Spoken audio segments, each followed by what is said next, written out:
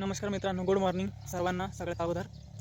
मित्रांनो, आज मी तुम्हाला एक अत्यंत महत्त्वाची जी शेतामध्ये भाजी येते आणि ती इतकी गुणकारी आहे, लाभदायक आहे आपल्या शरीरासाठी. तर त्याची मी तुम्हाला थोडक्यात माहिती देणार आहे. त्यामुळे तुम्ही व्हिडिओ पूर्ण बघा, व्हिडिओ स्किप करू नका, जेणेकरून तुम्हाला पूर्ण माहिती भेटेल म्हणून. चला तर मग बघूया. बघा तर मित्रांनो, ही भाजी आहे, ही भाजीचं नाव पाथरी आहे. आम्ही पाथरीची भाजी असं म्हणतो हिला. तुमच्याकडे काय म्हणतात मला तुम्ही कमेंटमध्ये सांगा नक्की. चला तर पूर्ण व्हिडिओ बघूया. तर मित्रांनो बघा, ही पाथरीची भाजी आहे. ही भाजी अशी शेतामध्ये येते, किंवा मग जे आपलं पडीक शेत असतं ना, म्हणजे जे शेत बागायत नसतं, जिरात असतं बघा, त्या शेतामध्ये पण ही भाजी अशी येते बघा. पाथरीची भाजी म्हणतात. ही भाजी सर्वप्रथम अशी काढून न्यायची शेतातून, अशी मुळी सगट, आणि ही अत्यंत लाभदायक आणि गुणकारी भाजी आहे. तर मित्रांनो, ही पाथरीची भाजी घरी गेल्यानंतर हे बघा, असा पाला हिचं सर्व असं पानं खोडून घ्यायचे. त्यानंतर तिला व्यवस्थित अशी पाण्यामध्ये उकळून घ्यायची.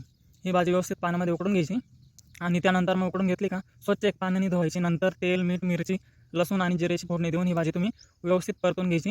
छान आपली एकदम भाजीसारखी लागते.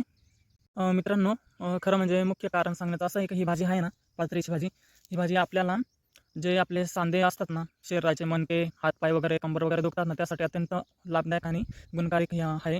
त्यानंतर तसंच लहान मुलांना खोकला जर येत असला किंवा कफ जर असला ना, ह्या भाजीची हे बघा, ही जी मुळी ना, ही मुळी जर आपण पाण्यामध्ये उकळली आणि ते उकळलेलं पाणी जर आपण पिलं ना, त्याच्याने 2 दिवसामध्येच तुम्हाला फरक पडतो. कसाही खोकला असो किंवा कफ असो, ह्याच्याने एकदम नाहीसे होतो खोकला किंवा कफ.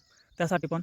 आणि मुख्य कारण असं आहे की तुम्हाला जर कावीळ जर असली ना, किंवा कावीळ जर तुम्हाला वाटतं की मला मळमळ होते, पोटात दुखतंय, चक्कर वगैरे येत आहे, तर त्यासाठी पण एकदम अशी आयुर्वेदिक ही भाजी आहे. तर ही भाजी जर तुम्ही खाल्ली ना 2 ते 3 वेळेस, तर तुमची कावीळ एकदम नाहीसे होऊन जाते आणि तुम्हाला खूप म्हणजे असा फरक जाणवतो. तर ही भाजी जर तुम्हाला जर भेटत असेल, तर तुम्ही नक्की ह्या भाजीचा उपयोग करा, रानातून आणा आणि नक्की खा. जास्त करून पावसाळ्याच्या दिवसातच ही भाजी येत असते. मित्रांनो, तर व्हिडिओ कसा वाटला नक्की लाईक, कमेंट आणि शेअर करा. या भाजीला काय म्हणतात तुमच्याकडे, मला नक्की तुम्ही कमेंट करून सांगा. आमच्याकडे तर पाथरी असं नाव आहे या भाजीचं. चला तर भेटूया परत नेक्स्ट व्हिडिओमध्ये.